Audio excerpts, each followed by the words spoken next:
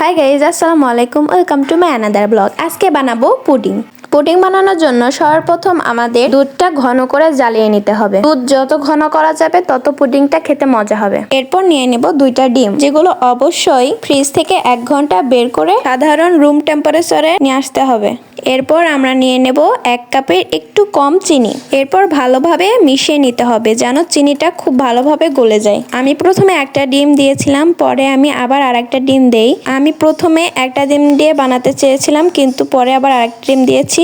আপনারা চাইলে একটা ডিম দিয়েও বানাতে পারেন। এরপর আমরা ক্যারামেল তৈরি করব, তার জন্য আমরা চিনি দিয়ে দিয়েছি এবং সামান্য একটু পানি দিয়ে দিয়েছি। আপনাদের পছন্দ মতো কালার আসে কিছুক্ষণ আগেই নামিয়ে নেবেন।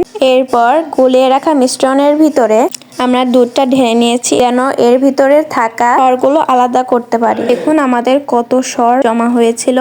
আমরা আমাদের ক্যারামেলটা বেশি একটা কালার করি নাই, আপনারা চাইলে অনেক বেশিও কালার করতে পারেন, কিন্তু আপনাদের পছন্দ মতো কালার আসার আগেই নামিয়ে নেবেন। আর আজকে আমরা রাইস কুকারে পুডিংটা মেক করব, তার জন্য পানি দিয়ে দিয়েছি এবং আমাদের পুডিং এর বোলটাও দিয়ে দিয়েছি। এরপর আমার আম্মু আর একটু বেশি করে পানি দিয়ে দিল যেন বাটিটি 3 ভাগে 2 ভাগ ডুবে থাকে এবং 1 ভাগ না থাকে।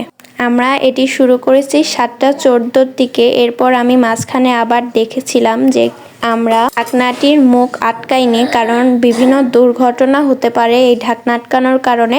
আর আমরা 7:55 দিকে পুডিংটা নামিয়ে ফেলি। আপনারা যদি ঢাকনাটা আটকান তাহলে অনেক তাড়াতাড়ি হয়ে যেত, তবে এই কারণে ধরনের দুর্ঘটনা হতে পারে। আর এই দেখুন আমাদের পুডিংটা রেডি।